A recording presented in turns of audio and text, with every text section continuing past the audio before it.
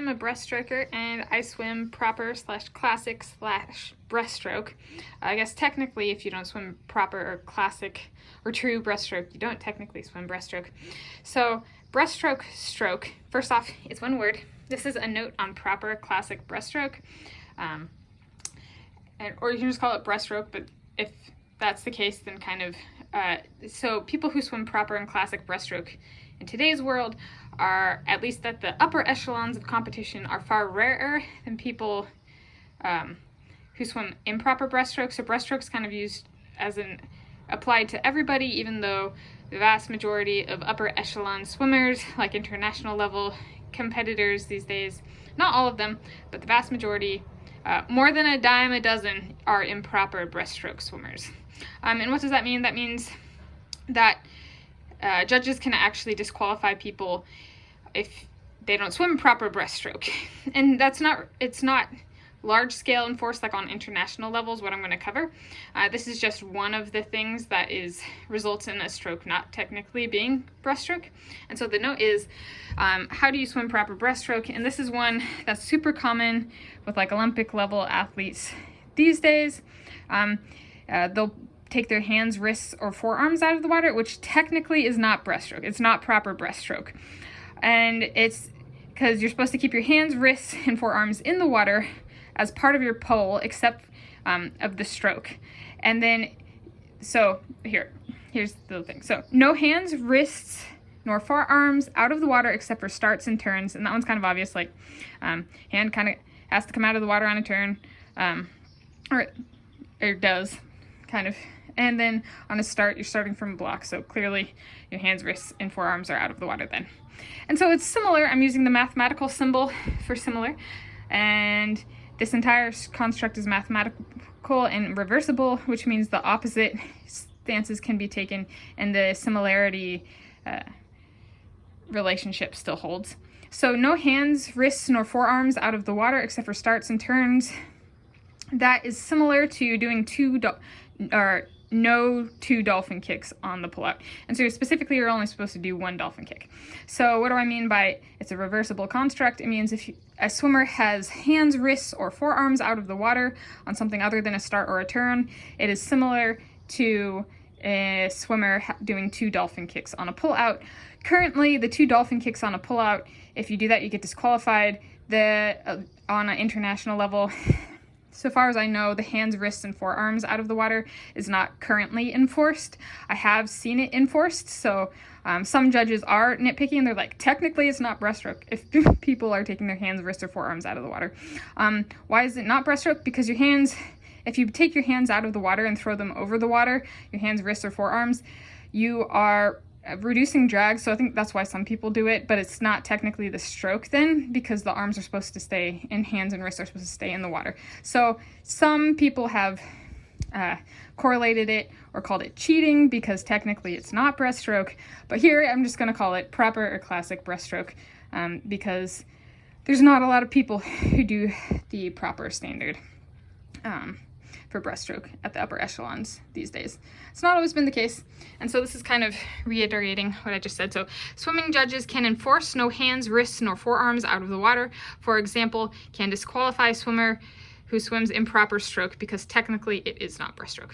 So technically, if we wanted to play devil's advocate, technically proper or classic breaststroke is breaststroke, and taking one's hands, wrists, or forearms out of the water is improper breaststroke, not breaststroke.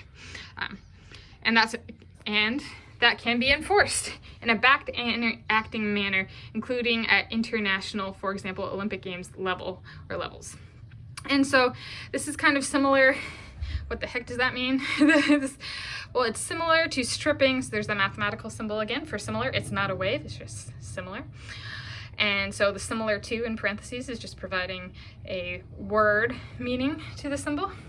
And so it's similar to stripping chemical dopers after the fact, of medals after the fact. So let's say a chemical doper won a gold medal, a silver medal, or a bronze medal at the Olympic Games, and then it's found out later that they were doping, but they didn't find out at the Olympics, and so they were allowed to swim, they won a medal. After the fact, they can have that gold medal taken away.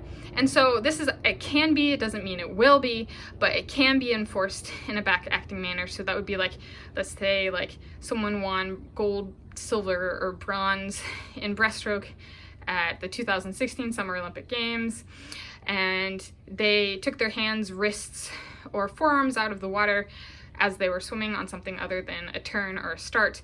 In theory, well, not in theory, in actuality, they can be stripped of those medals because it's not proper breaststroke. That doesn't mean it will be. There's a very careful thing there. It's not currently enforced. It can be enforced. It can be enforced in a back-acting manner. That does not mean it will be, though. I have no idea if it will be, but it can be. And then, so there's that. It's super common in the upper echelons, over a dime a dozen, so that's over 10 out of 12 swimmers kind of swim this way. And it's rare. Like, if you think about it, like, how would that be implemented? Like, what if all of the people swam improper breaststroke? Or I guess if they enforced it, technically it's unlawful breaststroke, illegal stroke, taking one's hands or forearms or wrists out of the water. Then if nobody swam proper breaststroke, does that mean there are no medalists in the Olympic Games? Possibly, if they chose to enforce it that way. So this is kind of an interesting thing. And then only 2 swimmers I can recall at the Olympic Games caliber level with proper classic technique. So who are they? And so that's in my lifetime, so I was born in 1992, so this is like, there could have been more before, and I've watched the Olympic Games or watched footage of races after the Olympics Games for each one I've been alive. So, and the first Summer Olympic Games where swimming was featured that I was alive for was the 1996 Summer Olympic Games in Atlanta, Georgia, United States of America. And so from 1996 to present, Leisel Jones, initials LJ, is one, and Lydia Jacoby, Leisel Jones, she was a Olympic Games gold medalist and world record holder in breaststroke, and Lydia Jacoby is a rising star, also LJ. This is a coincidence, you guys. Both of these breaststrokers, both of these people, both of these swimmers have initials LJ. That's just like no, what's the alphabet? No LH, no LI, no LK, no LL, just LJ. At least for me and what I've seen, kind of thing. And so that's pretty cool. These are 2 people that, and so why am I bringing them up? They're examples. If you want to swim proper technique and you want to swim breaststroke correctly, they're people that I recommend watching footage of to see how it's done.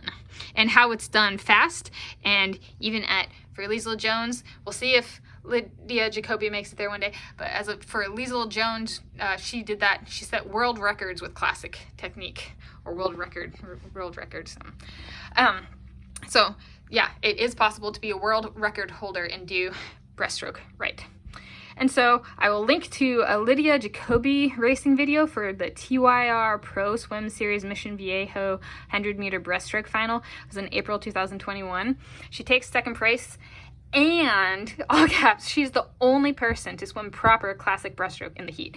And so that's super impressive. Like, yeah, she didn't come in first, but she came in second, not too far behind, I might add, and she was swimming proper / classic breaststroke. So that was cool. So it looks very different in the race because a lot of people were doing improper technique. And so, yeah, I recommend watching it.